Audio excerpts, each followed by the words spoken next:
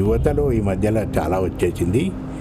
యువత సాధారణంగా వాళ్ళందరూ వచ్చేసి ఇక్కడ రక్తం వాలంటీర్గా వచ్చేసి ఇచ్చేసి వెళ్తూ ఉన్నారు. రోజుకు ఒకరిద్దరైనా వస్తారు మా దగ్గరికి.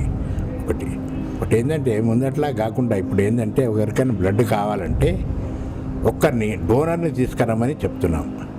అంటే వాళ్ళు ఇస్తే వాళ్ళకి కావాల్సిన బ్లడ్ మేము ఇస్తాం. వాళ్ళు ఏ బ్లడ్ అన్నా మాకు ఇవ్వచ్చు.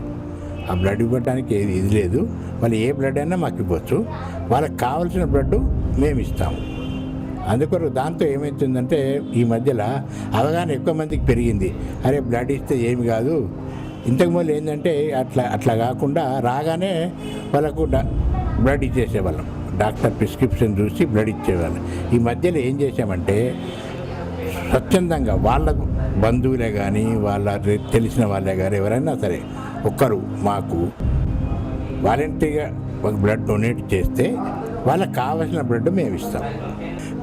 సాధారణంగా తక్కువ ఉంటాయి. అంటే ఏబి, తర్వాత ఏ, తర్వాత బి, సాధారణంగా అందరికీ దొరికేది ఓ. ఈ 4 బ్లడ్ గ్రూపులలో ఏబి కొంచెం తక్కువ మందికి ఉంటుంది. తర్వాత ఏ, తర్వాత బి, తర్వాత ఓ.